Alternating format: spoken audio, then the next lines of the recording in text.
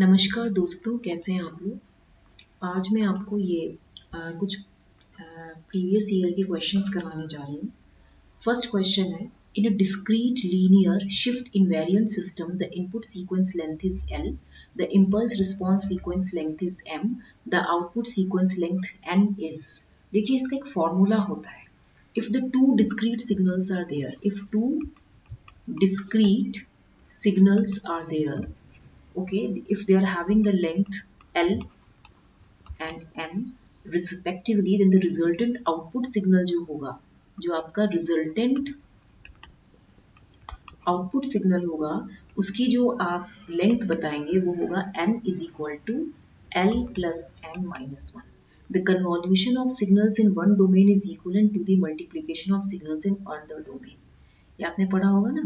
तो यहाँ पे जो इसका राइट आंसर होगा वो फर्स्ट ऑप्शन होगा। ठीक है, नेक्स्ट क्वेश्चन है,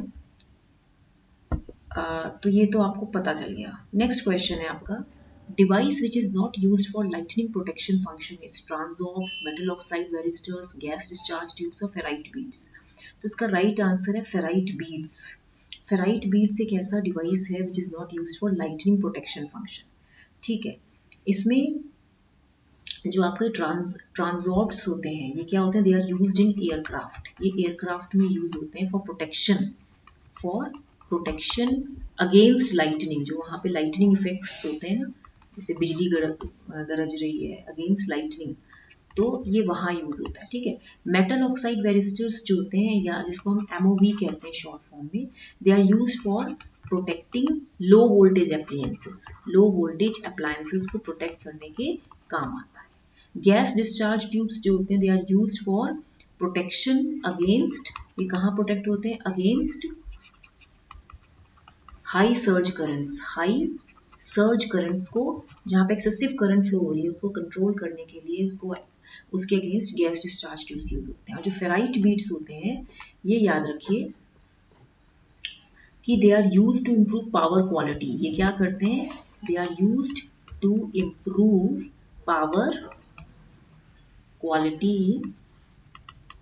quality in PCBs, printed circuit boards में पावर क्वालिटी को इम्प्रूव करते हैं, not for protection. It is not used for protection against surges in lightning. इसीलिए इसका आंसर क्या होगा, फेराइट बीड्स। नेक्स्ट क्वेश्चन है, the following is not a candidate material for laser source in fibre optics. NdYAG, helium neon, argon और phosphorus. तो इसका right answer क्या है, फॉस्फोरस। ओके, तो जो लेजर होता है, ये तो होता है light amplification by stimulated emission of radiation. Lasers जो होते हैं, they have found wide application in areas as diverse as, ये ऑप्टिकल कम्युनिकेशंस में पाया जाता है, optical fibre communication, medical surgery में पाया जाता है, ओके, वेल्डिंग टेक्नोलॉजी में यूज होता है ये, ठीक है, एंटरटेनमेंट इलेक्ट्रॉनिक्स में यूज होता है। Okay, it is used highly because of the collimated nature of laser beams and the consequent possibility of delivering a very high energy density. ये क्या करता है, जो आपका ये लेजर होता है, it delivers very high energy density, बहुत ही high energy density ये deliver करता है in a limited region of space, in a limited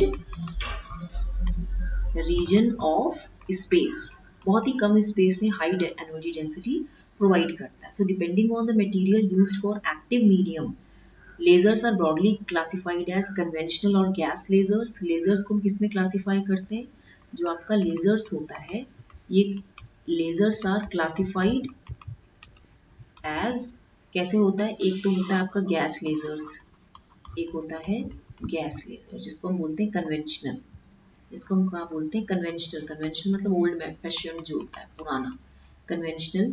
दूसरा होता है सॉलिड स्टेट लेजर्स में ये यूज होता है। तीसरा होता है लिक्विड लेजर्स होते हैं, लिक्विड लेजर्स में ये यूज होता है। और दूसरा होता है आपका सेमीकंडक्टर लेजर्स में यूज होता है, राइट।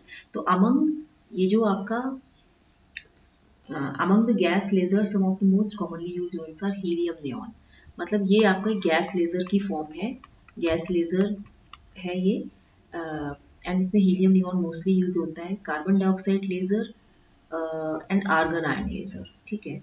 जो सॉलिड स्टेट लेजर्स होते हैं रूबी लेजर्स और नीड एंडी ग्लास लेजर्स होते हैं, ठीक है।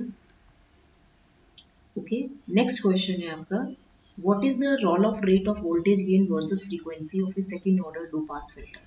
देखिए फ्रीक्वेंसी रिस्पॉन्स जो second order low pass filter का होता है it is identical to that of first order type, except कि जो स्टॉप बैंड रोल ऑफ होगा, जो आपका स्टॉप बैंड रोल ऑफ होगा it will be twice twice the first order filter, first order filter का दुगना होगा एट 40 dB पर डिकेट, किसमें होगा एट 40 dB पर डिकेट, जिसको हम बोलते हैं 12 dB पर ऑक्टेव। ओके, तो ठीक है, तो यहाँ पे आपका जो राइट आंसर होगा रोल ऑफ रेट, ठीक है, ये हो जाएगा -12 dB पर ऑक्टेव। नेक्स्ट क्वेश्चन है, the Z transform of the following real exponential sequence is.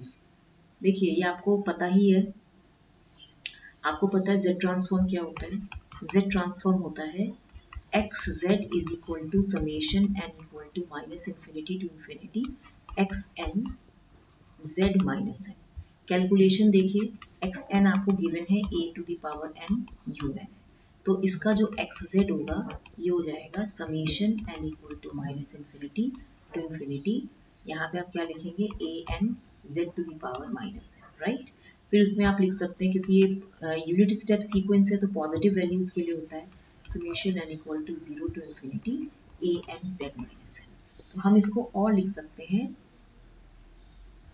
summation n equal to 0 to infinity a z inverse of whole n, ठीक है। तो यहाँ पे जब इसमें आप जीपी सीरीज लगाएंगे जो भी लगाएंगे वो कितना हो जाएगा 1/1 माइनस ए जेड इनवर्स, यानी कि ये कितना हो जाएगा z बाय जेड माइनस ए। तो जो आपका आर ओ सी होगा रीजन ऑफ कॉन्फ्रेंस कॉन्फ्रेंस ये क्या होगा ए जेड इनवर्स इसका लेस देन 1, तो a by z less than 1 which implies mod z greater than mod a, ठीक है। तो ये आपको पता होना चाहिए, तो इसीलिए जो इसका राइट आंसर होगा वो क्या होगा आपका ये, ठीक है, क्योंकि इसने क्या दिया a n, n is positive and n is negative, ठीक है। नेक्स्ट क्वेश्चन है, which of the following is the final value of the impulse response of the system whose transfer function is, ये क्या लिखा है final, this is your final value of the impulse response. देखिए final value theorem जो होता है, it allows the time domain behavior to be directly calculated by taking a limit of frequency domain expression. It states कि जो आपका f infinity है this is equal to limit s tends to 0 s fs। तो fs जो होता है ये Laplace transform होता है फंक्शन का। For the final value theorem, for the final value theorem to be applicable, the system should be कैसा होना चाहिए, stable system होना चाहिए। The system should be stable, stable system should be there at steady state, and for that real part of poles जो होते हैं, जो real part of poles होंगे it should lie on LHS of S plane। ये condition होती है आपकी कि for final value theorem to be applicable the system should be stable system at the steady state, and secondly for that the real part of the poles should be on the left side of S plane। अब आपको ये जो दिया हुआ है आपको Y S is equal to क्या दिया है twice S plus 1 divided by S to the power 4 plus 8s cube plus 16s square plus s, ठीक है। इसमें आप देखिए since no poles lie on the RHS of S plane, अगर देखा जाए तो no poles lie on RHS of S plane में तो कोई भी लाई नहीं कर रहा ना, तो यहाँ पे आप देखिए जो एफ इंफिनिटी होगा final value theorem limit S tends to 0, यही होता है ना s इंटू यहाँ पे मैं क्या लिख सकती हूँ 2s+1 अपॉन मैं यहाँ पे डिनोमिनेटर क्या यही मैंने यूज कर लिया, तो यहाँ पे आप क्या कर सकते हो कि आप s इंटू ट्वाइस s+1 और यहाँ पे s कॉमन लेके इधर s cube plus 8s square plus 16s+1 ये हो जाएगा, और जब आप इसमें लिमिट s टेंड्स टू 0 रखोगे तो इसकी वैल्यू कितनी हो जाएगी 1/1, तो एफ इन्फिनिटी आपका 1 आ गया, ठीक है। एक क्वेश्चन है, if A is a 2 cross 2 matrix, okay, and mod A is equal to 5। What is 5 है? ये आपका होमवर्क है, ये आप करके लाएंगे, राइट। तो ठीक है, ये इसरो का क्वेश्चन पेपर है, तो यही मैं करवा रही हूँ। इसमें मैथ्स भी आती है, ठीक है। टिल देन इसको लाइक शेयर सब्सक्राइब करना मत भूलिएगा। Thank you.